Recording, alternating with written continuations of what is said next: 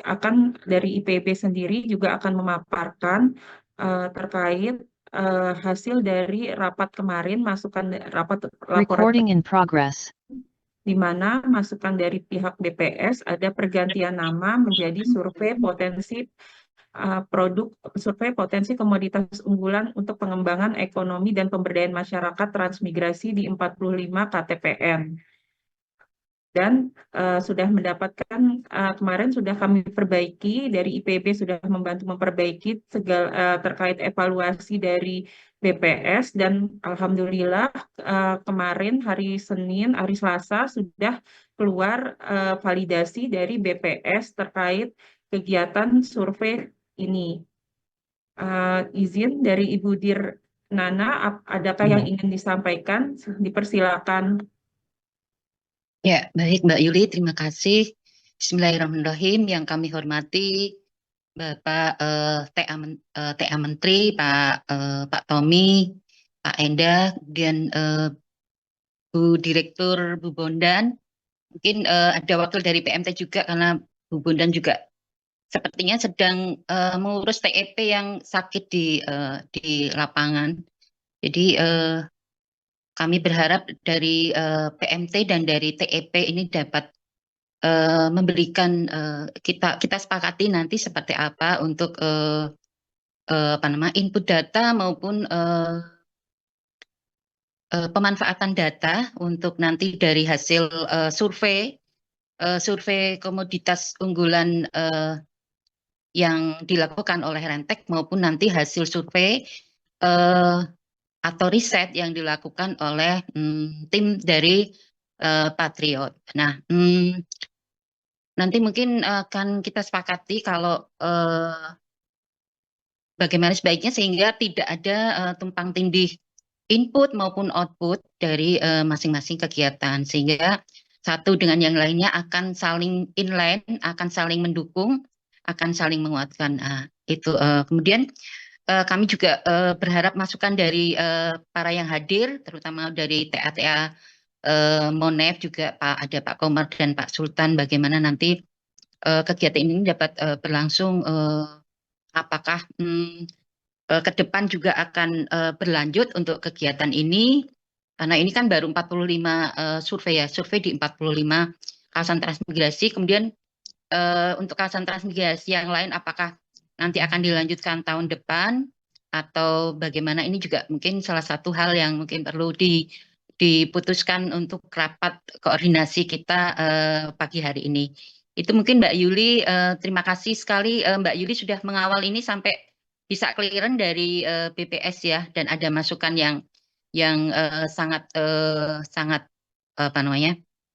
baik dari BPS terkait dengan judul dan masukan dari instrumen-instrumen dari yang sudah disusun oleh IPB. Mungkin itu yang dapat kami sampaikan, Mbak Yuli. Terima kasih. Assalamualaikum warahmatullahi wabarakatuh.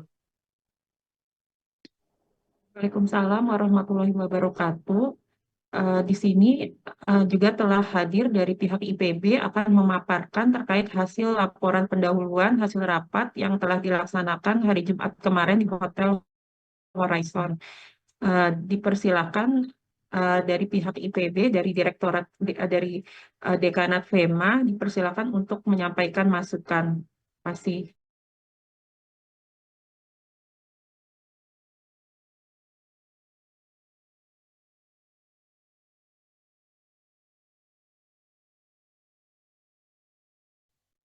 Baik, terima kasih atas kesempatannya. Mohon izin, Bapak Ibu. Saya Arsyad akan mewakili dari tim Fakultas Ekologi Manusia yang terkait dengan kegiatan survei pemetaan potensi komoditas wilayah. Akan menyampaikan beberapa hasil ya, perubahan dari rencana yang kita sudah bahas di pertemuan sebelumnya. Assalamualaikum warahmatullahi wabarakatuh. Selamat pagi Bapak Ibu pimpinan di Kementerian Transmigrasi serta jajarannya. Kemudian Bapak Tommy, Bapak Tomo ya, Bapak Tommy ya, Bapak Tommy yang saya hormati dari selaku tim ahli Menteri Transmigrasi, kemudian rekan-rekan dari tim pelaksana kegiatan survei potensi komoditas unggulan di tema IPB. Izin ya, sebentar. Apakah sudah terlihat Bapak Ibu? Semoga sudah terlihat ya.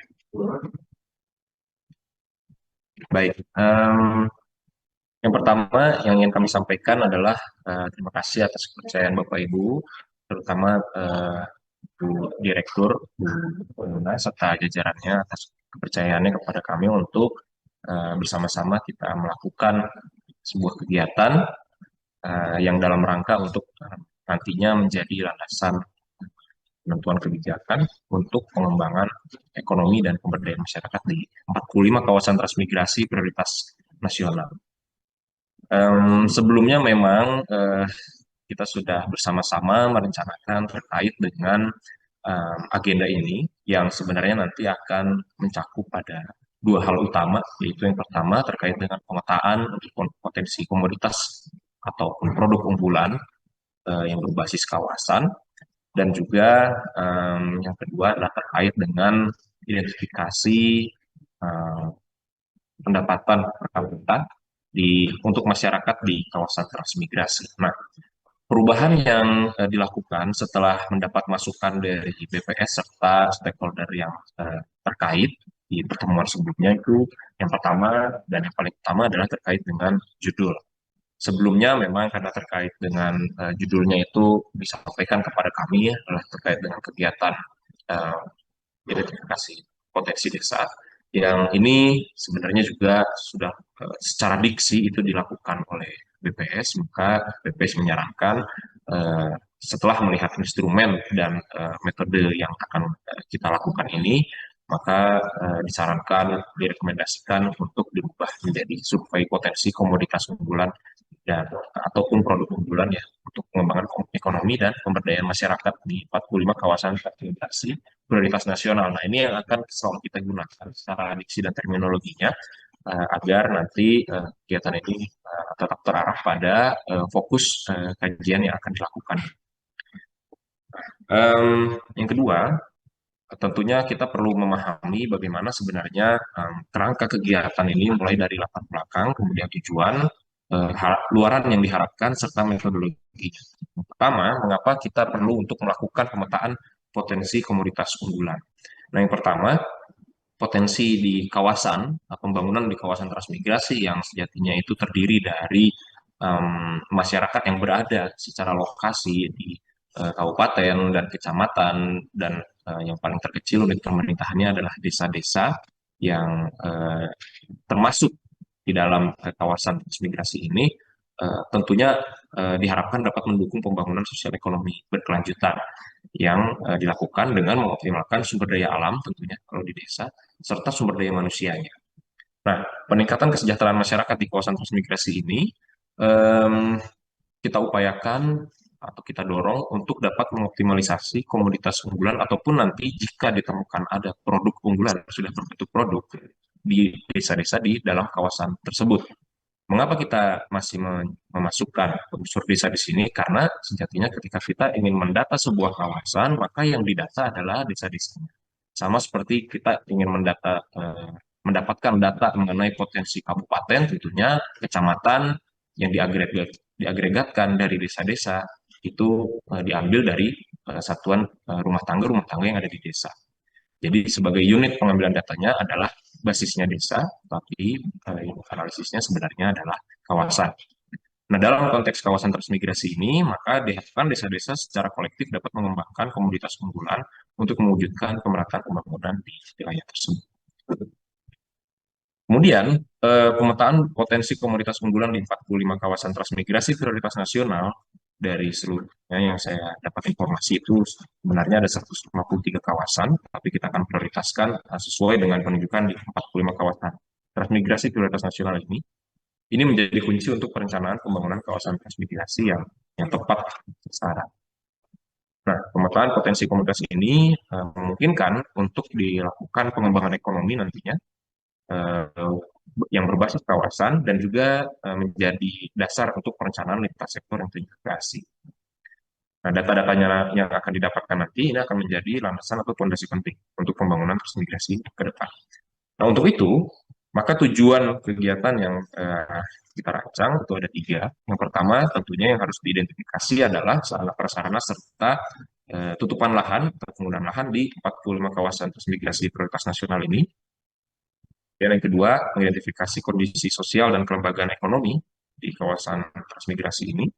Dan setelah kita mendapatkan dua eh, informasi tersebut, maka kita bisa melakukan analisis potensi wilayah di 45 kawasan transmigrasi prioritas nasional yang berbasis potensi komoditas unggulan yang ada di desa-desa di dalam kawasan.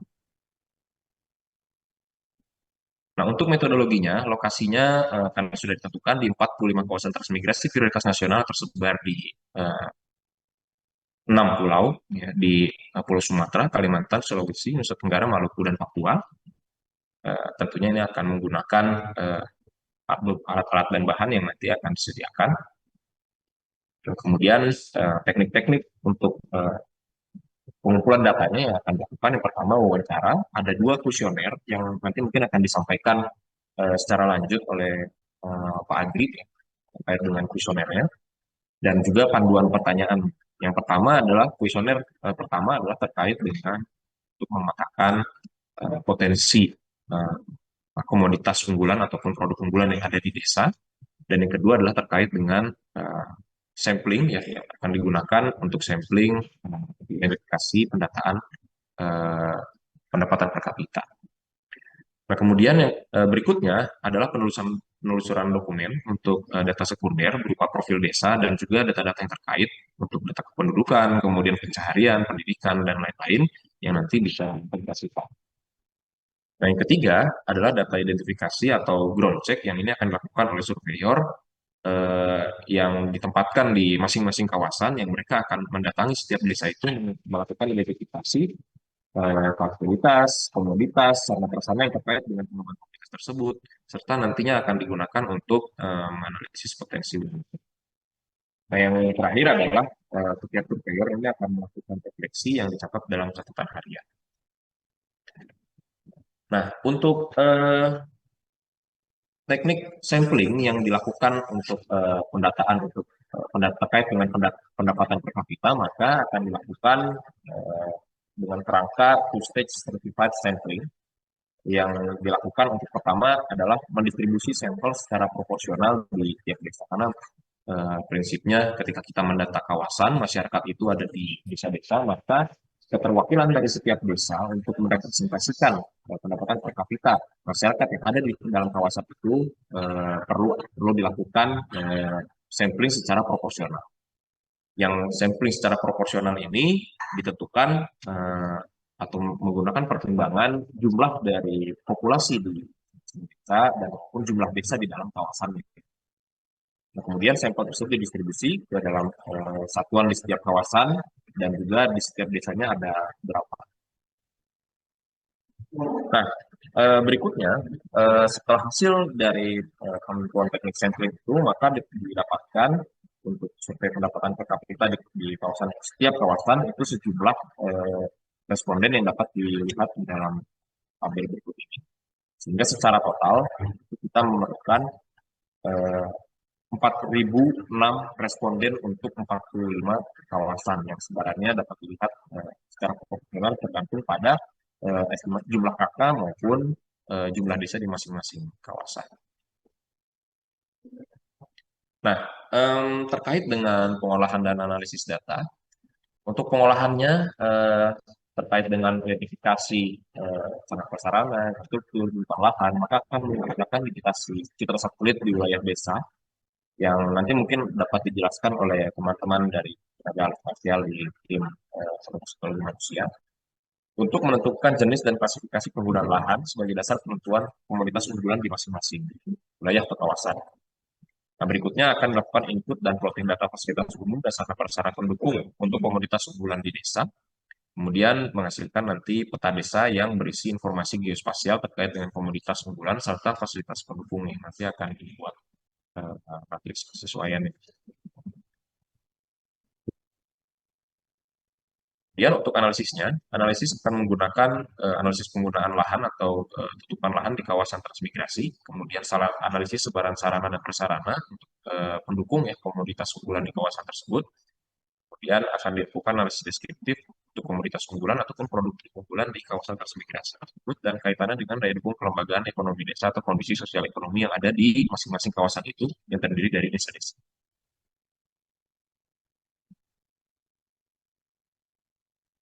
Untuk timeline direncanakan karena sudah mulai berjalan sebenarnya kegiatan ini, maka direncanakan untuk administrasi sudah selesai, maka kami sekarang sedang melakukan persiapan untuk turun lapang yang dalam waktu dekat akan dilakukan pelatihan atau BIMTEK terkait dengan pendataan yang akan dilakukan ini kepada surveyor.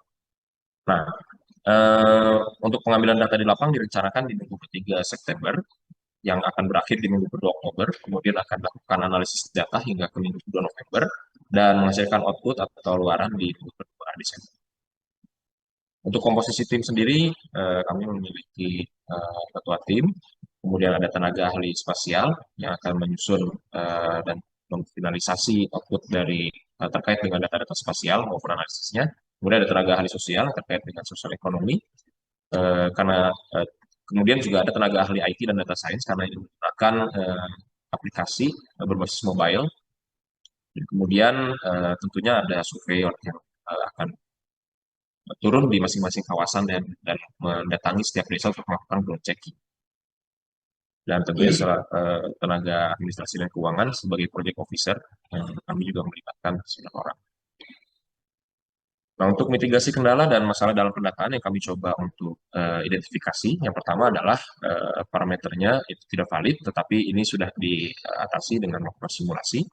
Kemudian ketidaksiapan informan dan responden dalam memberikan data, karena ada informan untuk potensi komoditas unggulannya dan ada responden untuk pendapatan per kapitanya, maka akan dilakukan kontak awal sebelum teman-teman surveyor turun ke lapangan.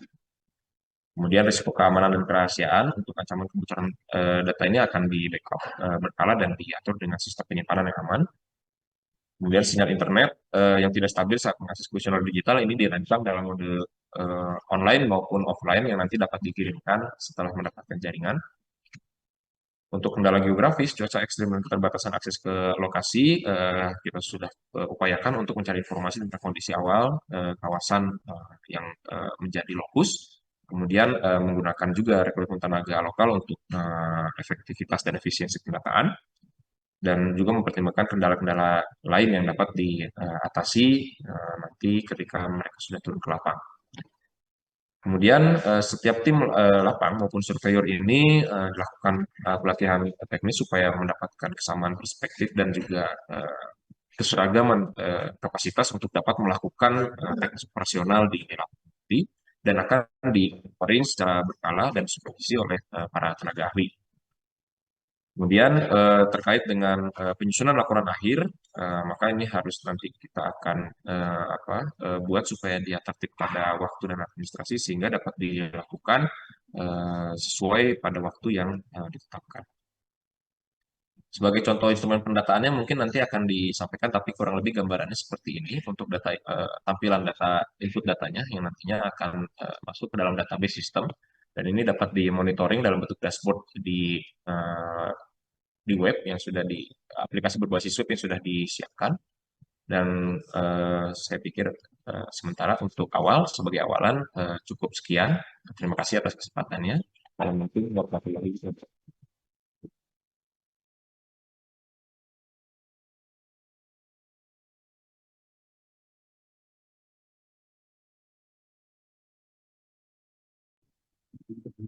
Terima kasih Bapak Ahmad Aulia Arsyad atas paparannya.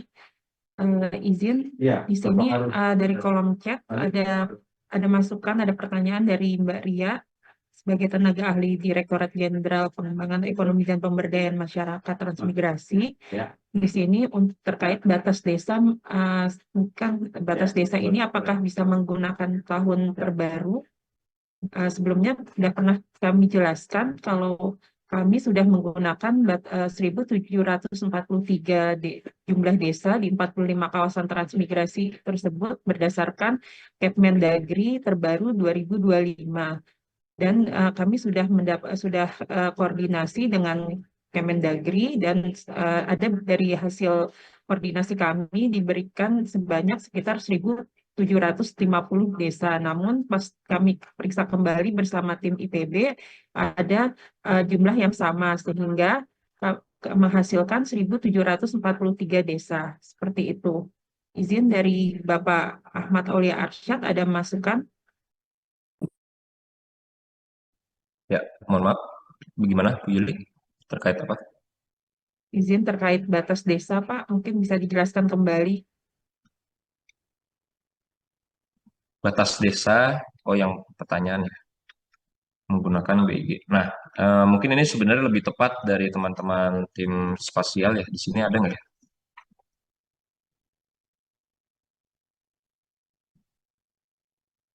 Kayaknya belum bergabung ya. Namun kalau dari kami nanti akan memang tentunya biasanya kalau teman-teman tim spasial itu akan melakukan apa namanya identifikasi batas desa itu sesuai dengan peraturan yang berlaku dan tentu saja ini bisa nanti dikoordinasikan dengan data yang digunakan oleh BIG. Sementara mungkin itu Bu Yuli karena kebetulan eh, tenaga spasial kami belum bergabung.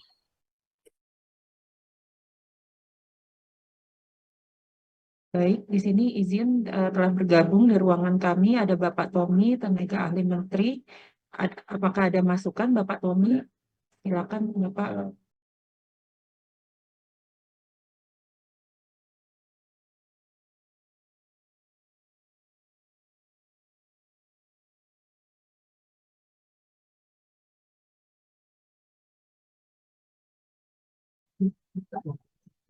Enggak, Pak, sini. Sudah ada.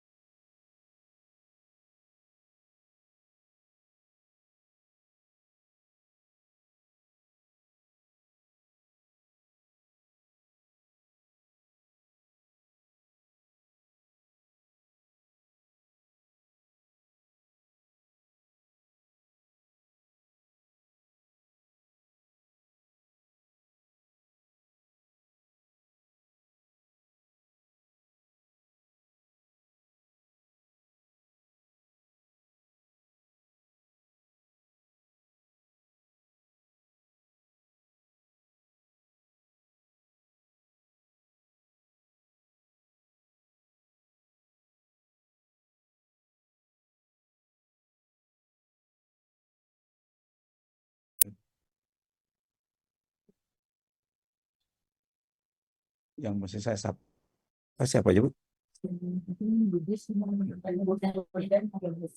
Oke. Ini dua ya. Oke, Bu Bondan sampai dari IPB. Ya, Pak Tommy. Bismillahirrahmanirrahim. Assalamualaikum warahmatullahi wabarakatuh. Selamat pagi. Salam sejahtera buat kita semua. Bu Bondan, Bu Dir Bondan, Bu Dir Nana, Pak Arsyad dari IPB, dan rekan-rekan yang lain. Izin menyampaikan beberapa pandangan terkait dengan rencana survei ini. Pertama, apresiasi kepada Ibu Nana yang sudah berkenan untuk mengubah arah dari survei dari pemetaan potensi desa menjadi seperti yang sekarang, seperti yang kita diskusikan seperti ini gitu. Kebetulan kemarin ketika kita rapat di Rasuna, saya sempat melaporkan pada Pak Menteri bahwa ada inisiatif survei seperti ini. Pak Menteri agak kaget sebenarnya dan minta agar itu diintegrasikan dengan TEP. Pertanyaan beliau adalah apa kaitannya dengan TEP. Jadi apresiasi sekali ke Bu Nana karena langsung berinisiatif membuat pertemuan ini supaya kita terintegrasi dengan hasil TPP, terus hasil TEP. Yang kedua, tadi menyimak paparannya Pak Arsyad, izin menambahkan beberapa hal sebagai berikut. Pertama, arah tujuan dari apa yang diinginkan Pak Menteri untuk pengembangan transformasi transmigrasi itu adalah kita sama-sama tahu membangun pusat-pusat pertumbuhan ekonomi baru di kawasan-kawasan transmigrasi. Bagaimana itu dilakukan? Itu dilakukan dengan investasi skala besar untuk melakukan industrialisasi dan hilirisasi guna menghasilkan produk-produk ekspor dari kawasan transmigrasi. Investasi skala besar ini contohnya itu apa yang kita lihat di Melulu. Jadi di situ ada perkebunan kalau nggak salah sekitar 3.000 hektar gitu dan akan naik terus sampai 10.000 hektar, kemudian mereka baru akan berhenti di 20.000 hektar. Jadi skalanya skala ribuan hektar. Hilirisasinya dilakukan dalam bentuk yang outputnya adalah masih B2B gitu ya. Jadi sudah produk akhir keluar dari kawasan transmigrasi sudah dalam bentuk produk akhir. Yang dibayangkan oleh Pak Menteri sebagai industri skala besar, sebagai investasi skala besar seperti itu gitu. Nah, tugas kita melalui survei ini adalah membantu Pak Menteri untuk memetakan potensi-potensi kawasan, ya, memetakan potensi kawasan berdasarkan komoditas unggulan dan mengintegrasikannya dengan apa yang sudah dikerjakan oleh TEP di lapangan. Jadi saya melihat justru ini sekarang menjadi sesuatu yang bagus sekali. Di lapangan kita sudah punya TEP yang mengumpulkan data kualitatif maupun kuantitatif. Nah sekarang dari Bu Nana kita dapat fasilitas survei untuk melengkapi apa yang dikerjakan oleh TEP. Ya. Bagaimana itu akan dilengkapi? Kita ingin dengar bagaimana nanti Bu Bondan menjelaskan apa output TEP, dan dari output TEP itu kemudian kita lihat apa yang kita bisa lengkapi untuk mencapai tujuan tadi. Tujuan tadi untuk bisa menarik investor skala besar masuk ke dalam kawasan transmigrasi. Jadi output ideal sebenarnya yang dibayangkan oleh Pak Menteri itu adalah di setiap kawasan transmigrasi sudah ada studi kelayakan yang siap dikaji oleh investor. Siap dikaji ini artinya apa? Di situ sudah ada skenario-skenario, sudah ada kalkulasi, ada payback periodnya, sudah ada IRR, NPV-nya, gitu ya, dan juga pilihan-pilihan komoditas unggulannya, sehingga investor sudah, kalau dia ingin memilih, dia tahu apa yang mesti dipilih, dan dia sudah tahu kalkulasinya seperti apa. Sebagai rujukan kita bisa lihat hal seperti ini di situsnya BKPM. Ada situs namanya regionaldevelopment.bkpm.go.id. Di situ itu BKPM sudah menyusun FS untuk sejumlah proyek unggulan di berbagai daerah. Gitu. Di situ ada petanya, ada fotonya, ada ada usulan usahanya, dan sudah ada kalkulasi investasinya seperti apa, ya, payback period, IRR, NPV dan yang lain-lain, sehingga investor sudah punya bayangan awal kira-kira mau jadi seperti apa gitu. Jadi itu tujuan akhir kita sama-sama dengarkan Bu Bondan, nanti TEP akan membuat seperti apa. Nah kemudian kekurangannya inilah kemudian kita lengkapi dengan survei ini kira-kira seperti itu ya. Nah tentu saja tidak mungkin selesai dalam waktu satu kali pertemuan ini. Bayangan saya, stepnya itu minimal masih ada sekitar 2 step lagi. Jadi setelah ini kita dengar Bu Bondan menjelaskan hasil TEP nanti seperti apa, output TEP seperti apa. Nah, Dari hasil bobonan itu kemudian kita sama-sama rapat terbatas. Tadi Pak Irwil 2, Pak Andi bilang usul untuk rapat terbatas. Rapat terbatas kita membahas apa yang di 45 kawasan migrasi. Nah, usulan survei ini kemudian nanti akan membantu dorong Menteri ini surveinya kita geser ke arah ini, bentuknya seperti ini, kira-kira ada arahan beliau apa enggak gitu. Nah, arahan beliau atas usulan kita itu yang kemudian kita jadikan, kita dorong kepada teman-teman di IPB untuk menjadi materi survei, materi kuesioner. Kira-kira sih seperti itu langkahnya yang terbayang sama saya. Nah, karena itu ada kemungkinan mungkin mulainya nggak bisa persis tanggal 21 gitu, karena mungkin akan mundur beberapa hari sampai kita dapat finalisasi dari Pak Menteri dan komisionernya. Kira-kira seperti itu yang dibayangkan. Jadi output idealnya adalah FS, feasibility study dari potensi komoditas unggulan di setiap kawasan transmigrasi. Jadi kalau menurut saya pribadi, yang tepat ini adalah survei potensi kawasan transmigrasi berbasis desa. Karena memang satuan pemukimannya adalah desa, gitu. Ya, jadi bisa diintegrasikan bareng-bareng. Nah, kebetulan juga sebagai tambahan informasi juga, kebetulan semalam saya diskusi dengan tim dari DJKN Kemenq. Nah, mereka sangat antusias untuk bisa melihat bagaimana kawasan ini dipetakan potensi-potensinya, dan dari situ kemudian dikembangkan skema-skema kerjasama dengan pihak ketiga. Gitu. Jadi ini menyambung dari berbagai sisi. Gitu.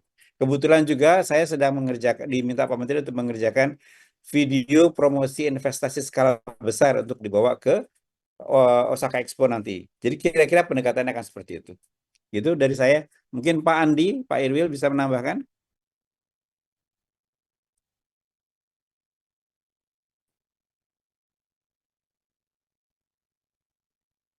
Pak Andi, silakan Pak Andi. Ya, baik, silakan. Terima kasih Pak Tommy. Mohon izin yang saya hormati teman-teman dari IPB dan juga Direktorat PPMT dan juga ada Pak Tommy.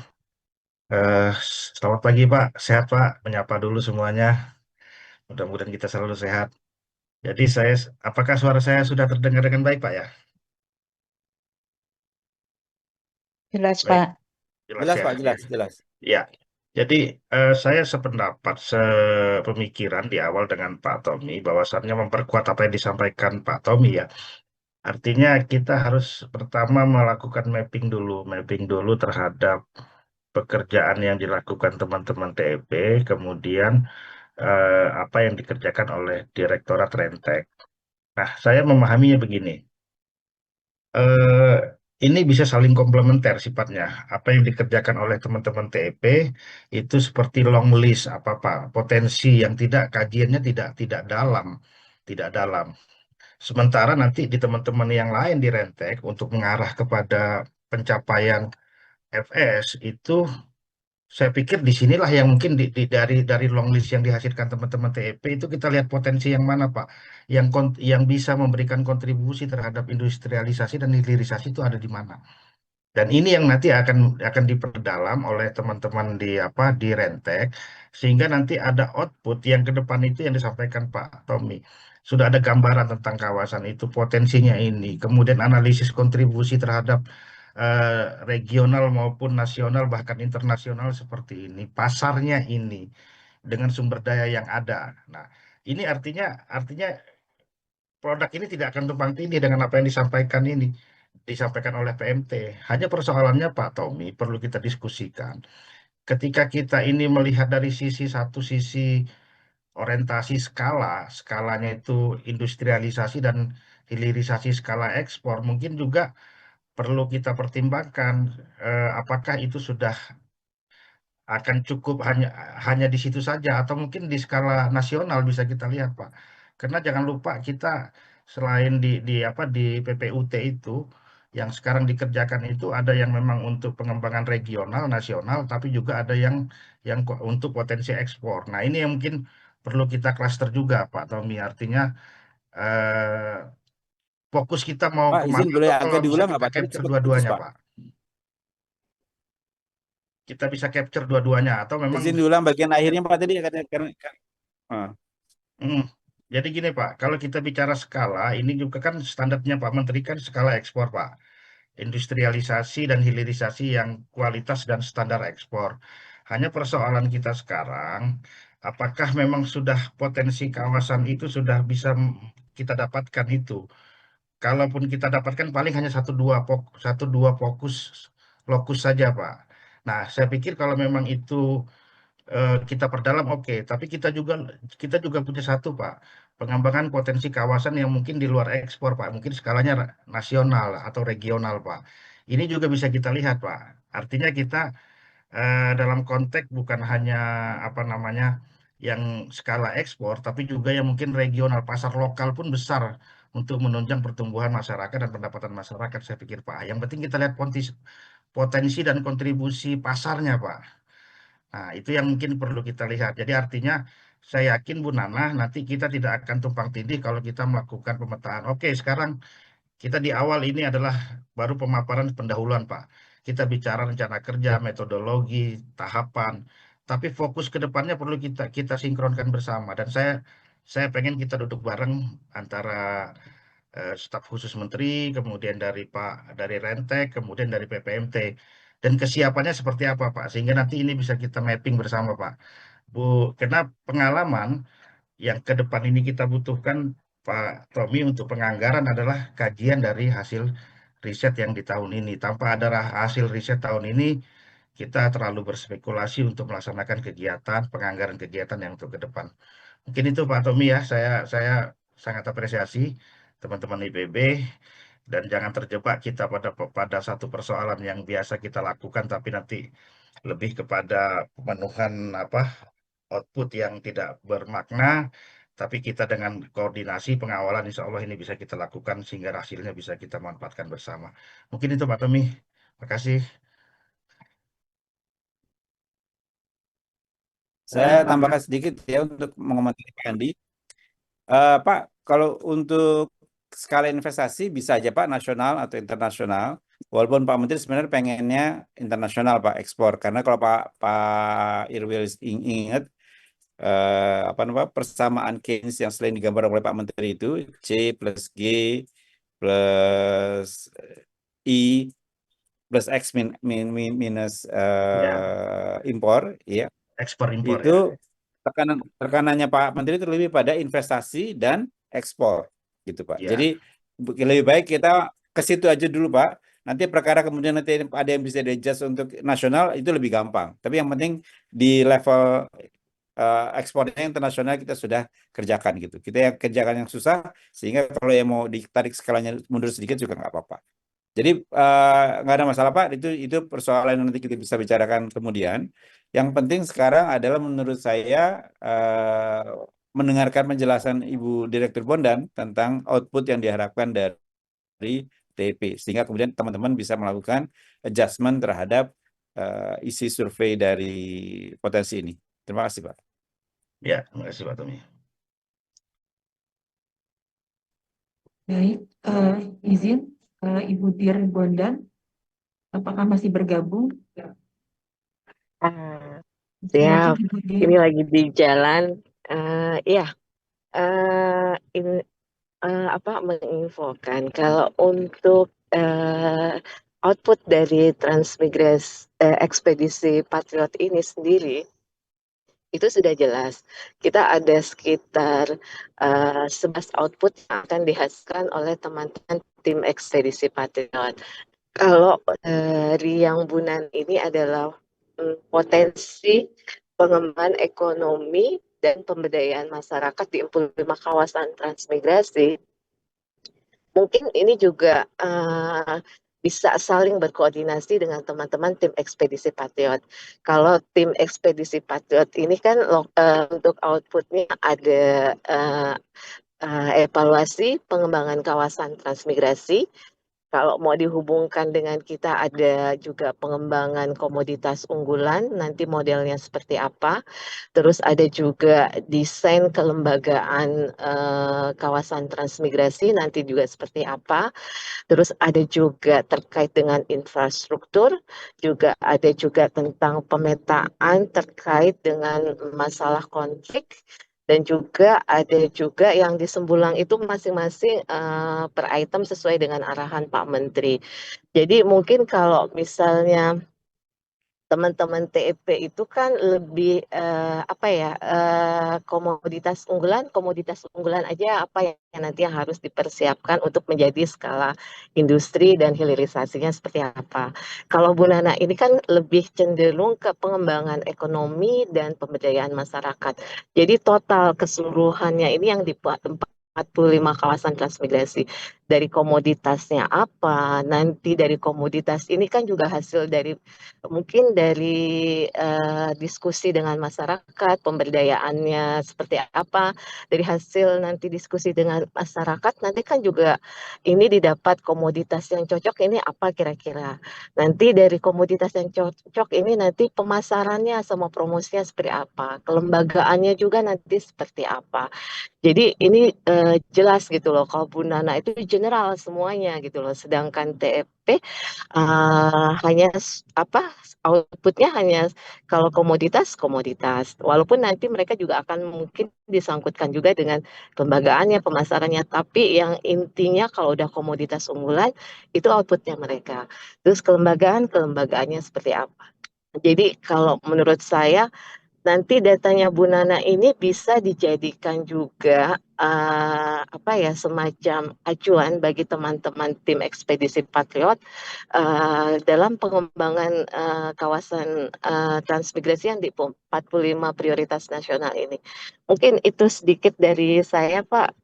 Bu Nana, saya kembalikan ke Mbak Yuli ya. Makasih. Baik, terima kasih Bu Bondan atas masukannya. Izin Ibu Dirnana, ada yang ditambahkan? Iya Mbak, jadi memang kalau di tugas fungsi Direktorat Perencanaan Teknis Pengembangan Ekonomi adalah membuat perencanaan dari mulai perencanaan pengembangan produk unggulan, kemudian perencanaan pengembangan kelembagaan, perencanaan pengembangan promosi dan pemasaran, dan perencanaan pengembangan apa namanya, pemberdayaan masyarakat. Dan selain itu juga pelayanan memfasilitasi pelayanan investasi. Tadi yang disampaikan Pak Tommy dan dari arahan Pak Menteri jelas bahwa survei komoditas unggulan yang akan dihasilkan oleh tim dari IPB ini nanti akan digiring untuk menjadi bahan untuk pihak ketiga atau investor untuk nanti melihat potensi dari masing-masing kawasan transmigrasi yang khususnya di 45 kawasan transmigrasi ini nanti yang akan dihasilkan oleh teman-teman IPB ya. Jadi kalau investor itu kan mungkin dia akan cari data tadi komoditas apa yang paling cocok gitu ya.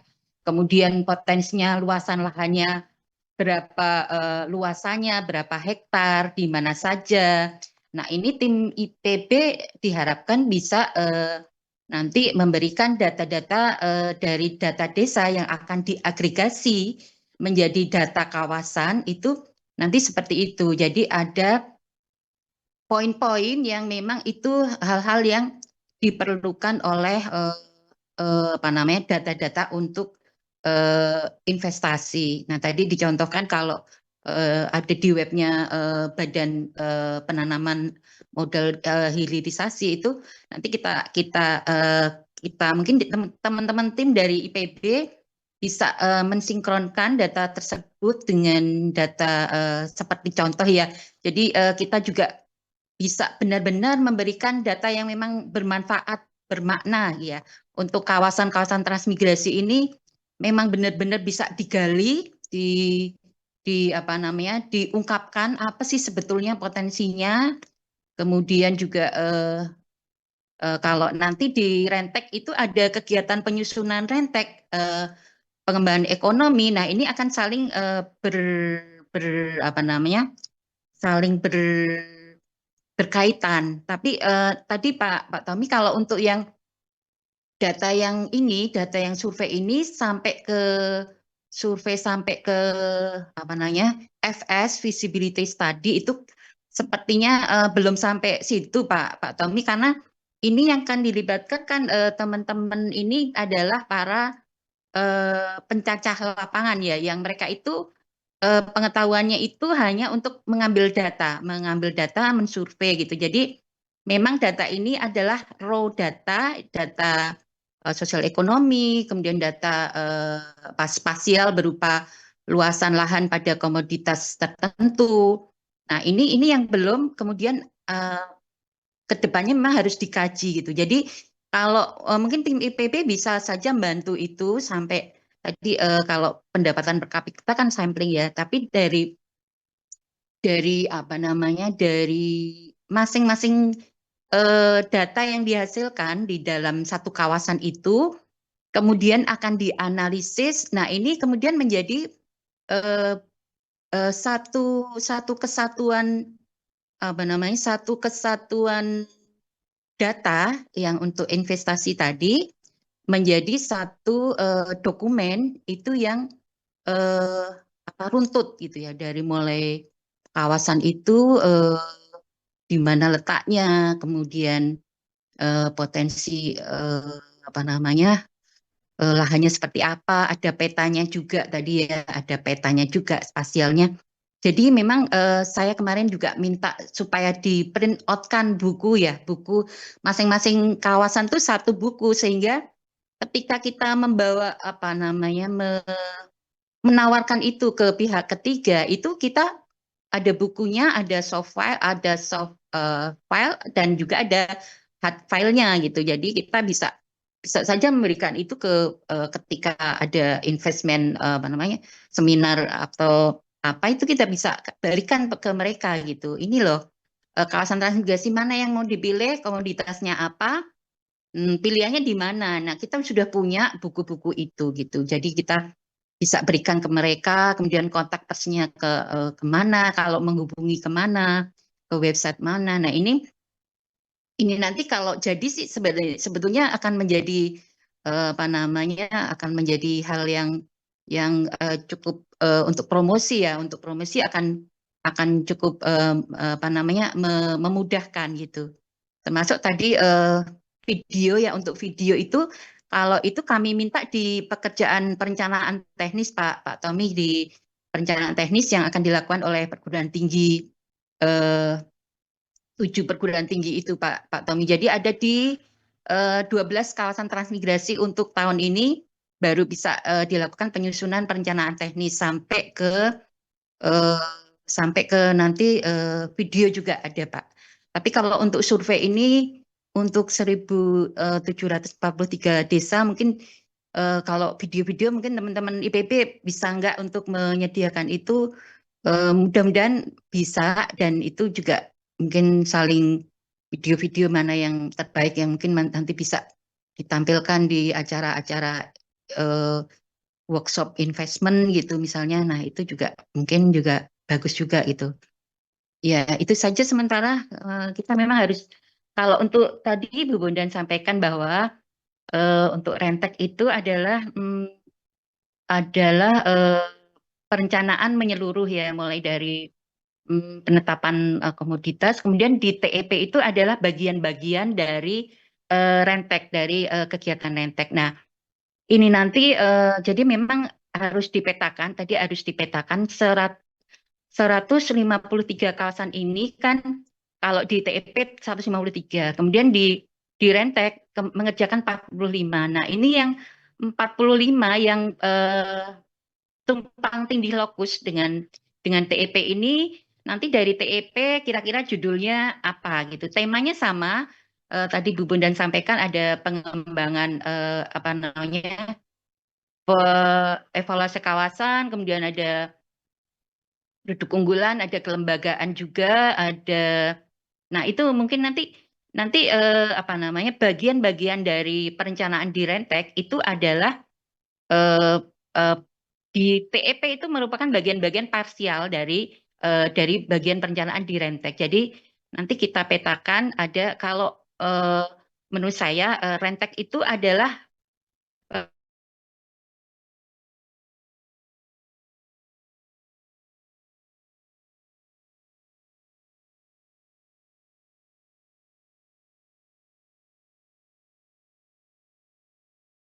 Mungkin Ibu Dirnana, sinyalnya.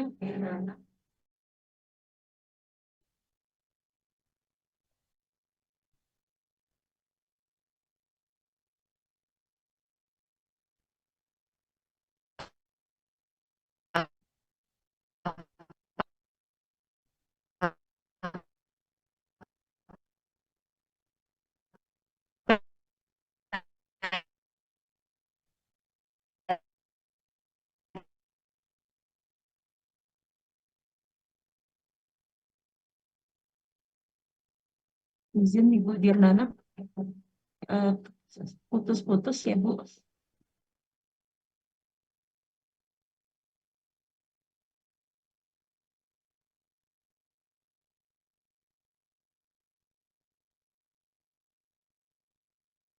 Iya, kalau kata saya sih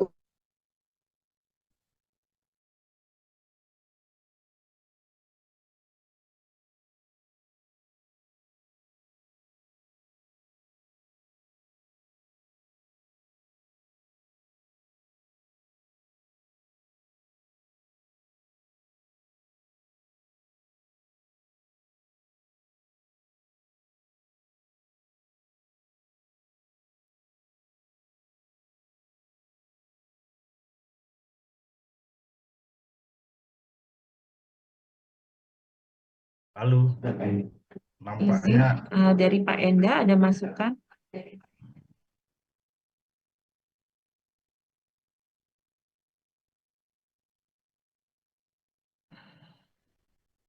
mohon izin, mungkin Bu Nana kendala jaringan ya.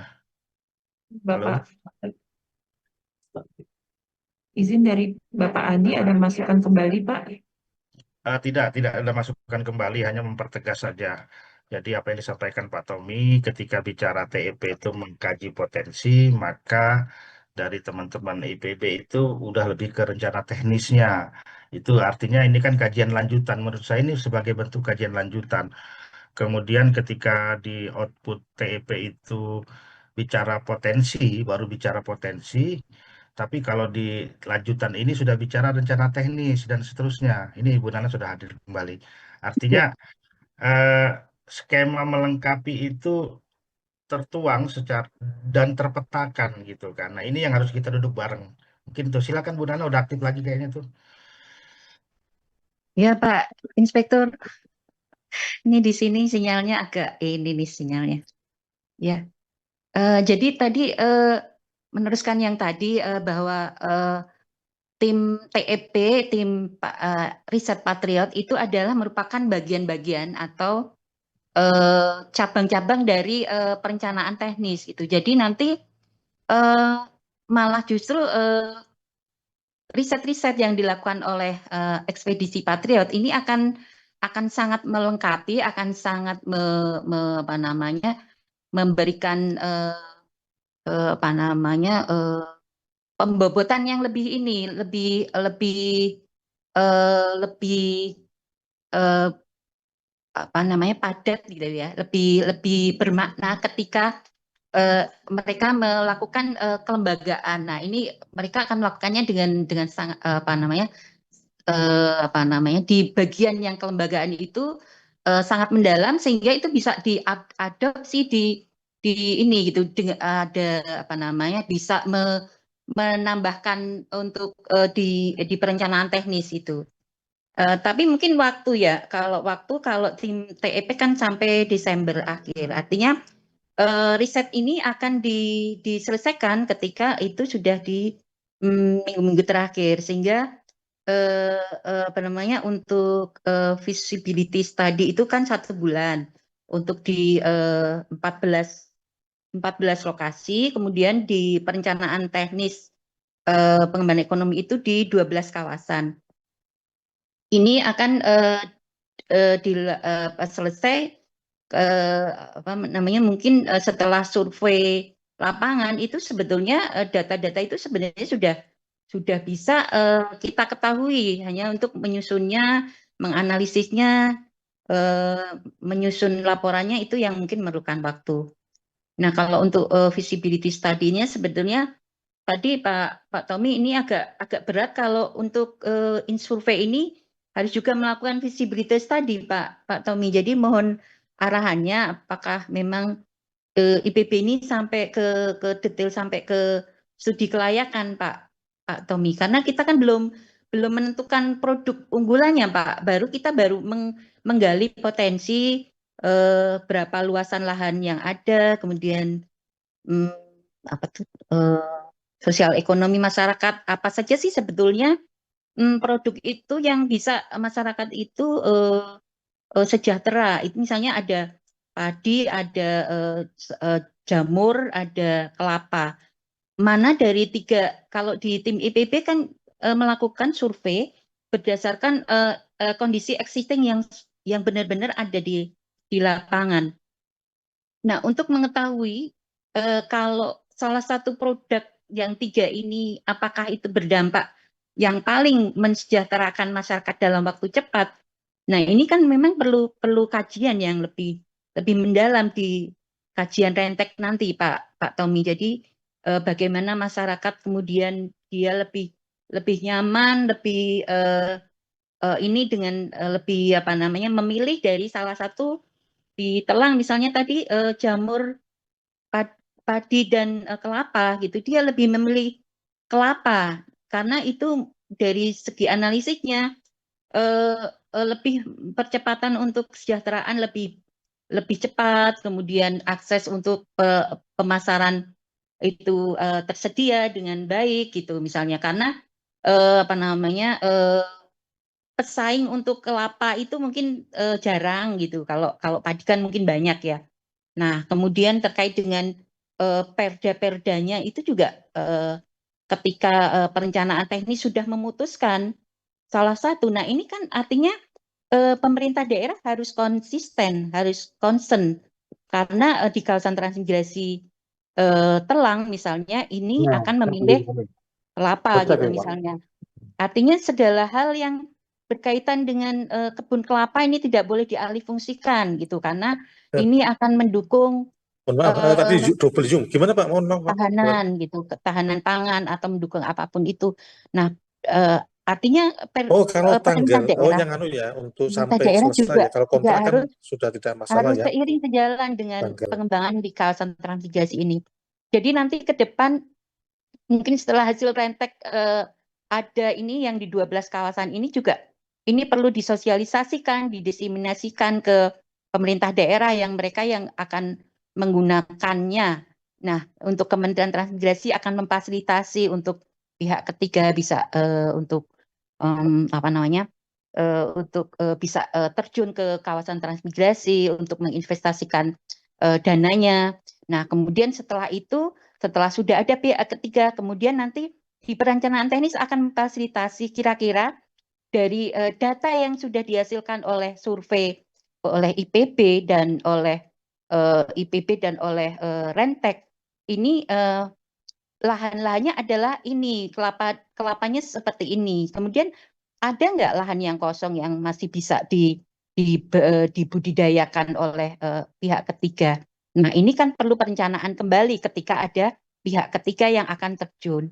Ini kemudian dia butuh berapa investasinya, kira-kira di mana. Ini juga masih perlu studi lebih lanjut gitu untuk pihak ketiga bisa memanfaatkan lahan yang belum apa namanya, belum dibudidayakan secara maksimal, atau mungkin kelapa yang ada umurnya sudah apa namanya, sudah ini, jadi perlu apa namanya, peremajaan dan sebagainya. Nah, ini seperti misalnya di Melolo ada investasi mau masuk. Nah, ini seharusnya direntek lah yang harusnya menyiapkan data ini ya, data berapa sih lahan yang tersedia yang bisa ditanami atau difungsikan, dioptimalkan oleh pihak ketiga investasi untuk produk atau komoditas yang memang mereka akan usahakan ini, kemudian nanti pabriknya di mana, pusatnya di mana, sarana prasarana apa saja yang dibutuhkan. Nah, ini sebenarnya pekerjaan perencanaan teknis itu. Atau mungkin Pak Itjen juga punya pandangan lain. Karena kami kan di Dirjen baru, jadi apakah tugas kami apakah seperti itu?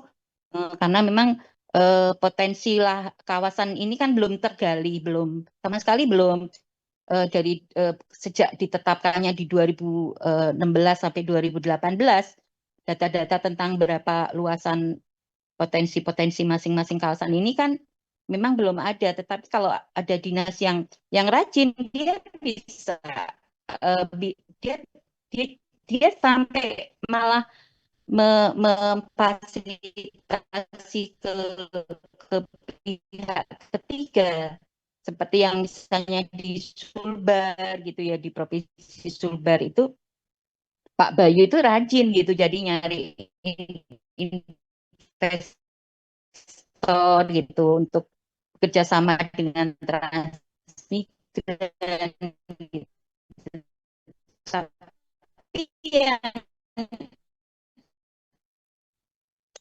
ketika kawasan itu ada dinas yang malah juga nggak tahu saya punya kawasan transmigrasi. Nah, ini yang memang ini yang menjadi tugas kita bersama untuk mensosialisasikannya.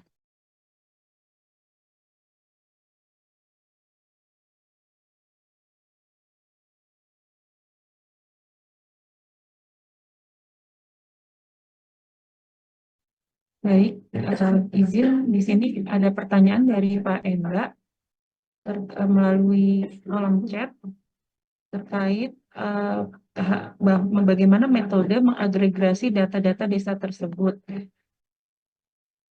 Izin kami outputnya juga berdasarkan kawasan, Bapak. Jadi dari desa-desa tersebut kami rangkum menjadi hasil kawasan. Izin dari IPB, apakah bisa membantu menjelaskan? Ya, baik Bu Bli, yang saya hormati Pak Enda, Bu Direktur, Pak Tommy dan Bapak Ibu, mungkin saya sedikit merespon ya terkait dengan concern dari Pak Anda. Nanti mungkin akan bisa ditambahkan oleh di sini ada Bang Elson juga ya dari TA Spasialnya. Saya izin share sebentar ya.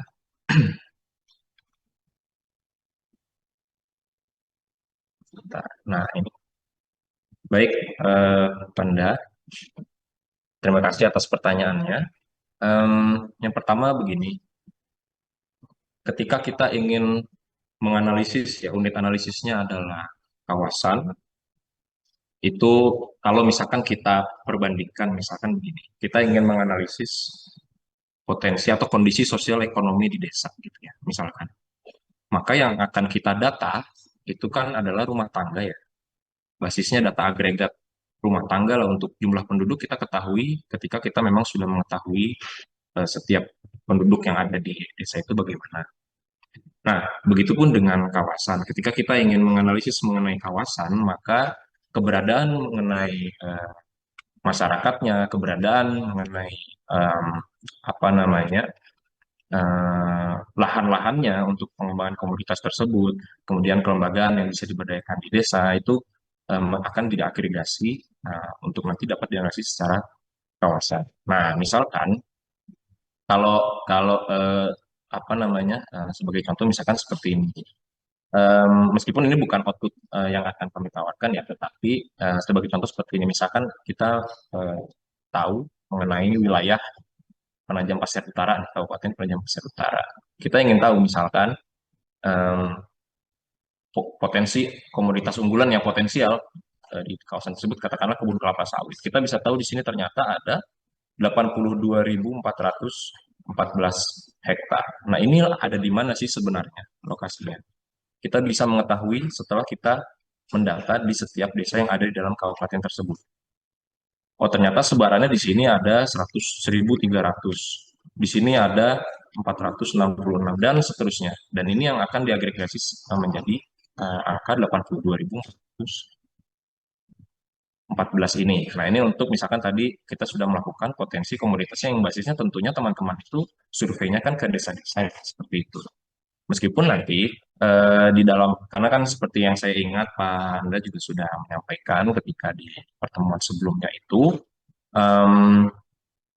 apa namanya, bahwa batas kawasan itu kan batas maya, bukan seperti batas desa yang sudah apa namanya ditetapkan ya oleh Kemendagri misalkan. Nah, tetapi kita bisa menggambarkan desa-desa yang masuk ke dalam kawasan tersebut, maka dia akan menjadi batas kawasan yang mengikuti batas desanya nanti akan kira-kira akan menjadi seperti ini.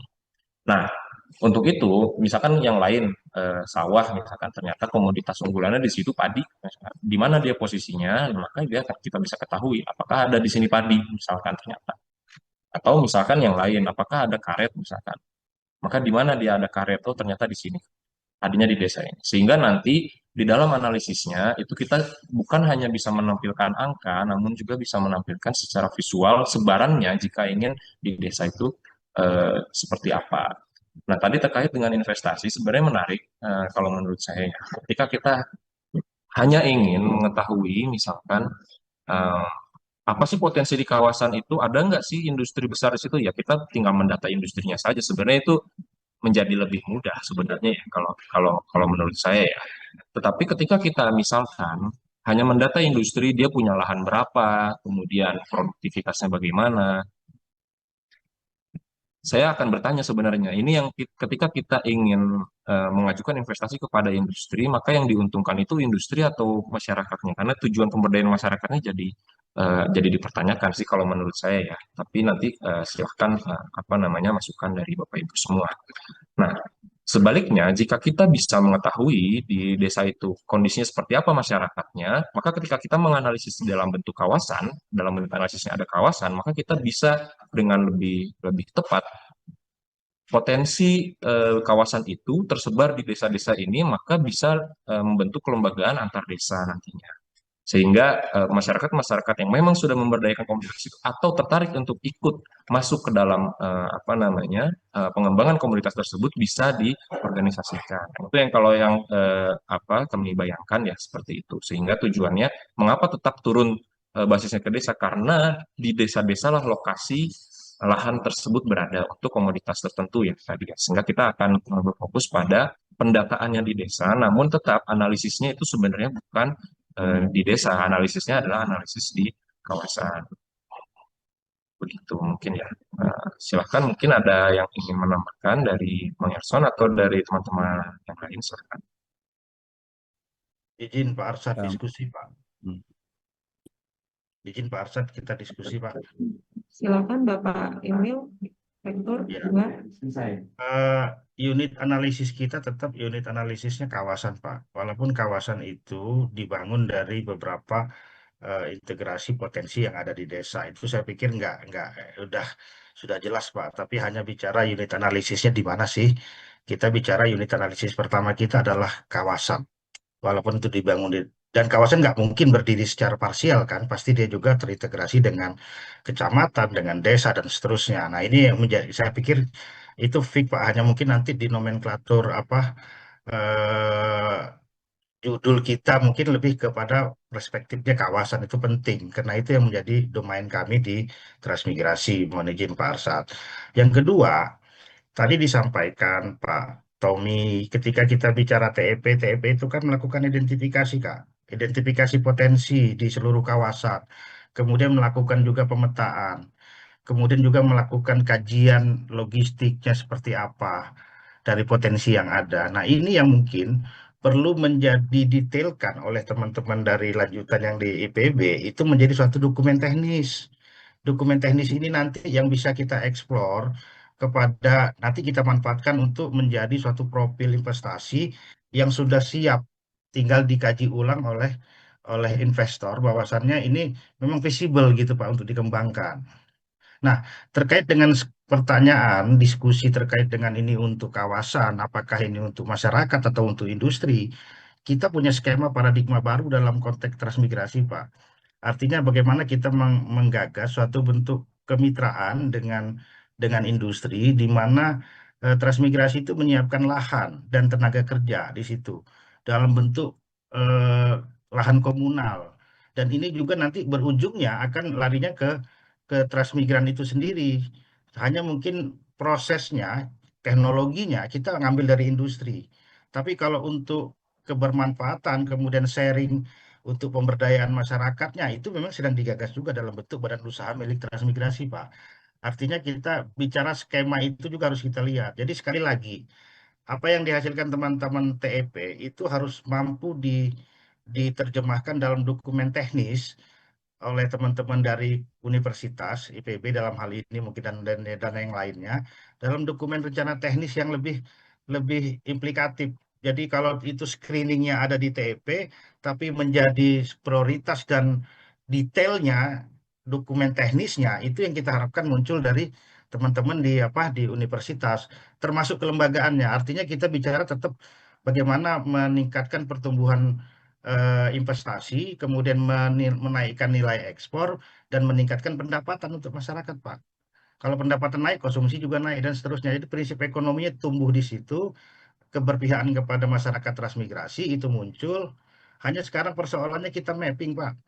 Bagaimana dokumen yang dihasilkan teman-teman TEP itu menjadi dokumen teknis yang siap menjadi suatu bentuk industri dalam bentuk apakah skala rumah rumah industri atau mungkin eh, eh, pabrik atau apa, tapi yang di dalamnya itu ada keterlibatan masyarakat transmigrasi. Intinya itu, Pak. Jadi kita berkutatnya adalah bagaimana pemberdayaan masyarakat transmigrasi, peningkatan kesejahteraan masyarakat transmigrasi dengan adanya industri yang kita bangun, yang ada, yang kita identifikasikan dan siap menjadi dokumen teknis, Pak. Jadi poin pentingnya adalah bagaimana rencana data yang dihasilkan TEP itu di lebih konkretkan, lebih menjadi suatu dokumen yang visible untuk teman-teman dari TEP. Jadi dokumen kajian lanjutan kalau menurut saya, Pak, gitu, Pak. Izin, Pak. Makasih, Pak Arsan. Baik, izin dari Pak Tommy, ada yang ingin Ya, ditambahkan kembali? ya, izin menambahkan. Saya mau mengomentari apa yang disampaikan oleh Ibu Bondan dan Bu Nana. Jadi, dan juga yang tadi disampaikan oleh Pak Arsyad dan Pak Irwil. Pemahaman saya begini. TEP itu lebih pada survei, pada riset yang mendalam di daerah tertentu. Karena mereka tidak mobile sifatnya ya, tidak ke seluruh kawasan. Tadi hanya pada titik tertentu. Sementara survei ini sifatnya lebih melebar di seluruh kawasan. Jadi menurut saya komplementarinya saling melengkapinya ada di situ. Survei ini memetakan potensi kawasan secara keseluruhan, sementara TEP mendalami potensi-potensi tertentu di tempat tertentu sesuai dengan lokusnya mereka gitu ya. Nah, karena itu outputnya adalah rencana teknis yang merupakan gabungan dari hasil survei potensi kawasan dengan pendalaman dari hasil riset TP di lapangan gitu. Dan ini yang menjadi dokumen Rentek. Harapan saya survei ini sudah lengkap, kualitasnya bagus sebagai bahan untuk menyusun Rentek, ya, digabungkan dengan hasil dari TEP, sehingga dari sini baru kemudian bisa dilanjutkan dengan penyusunan FS, digabungkan dengan data-data lain, misalnya data dari BKPM, data dari perindustrian, data dari perdagangan dan yang lain-lain, gitu, sehingga output akhirnya adalah di setiap kawasan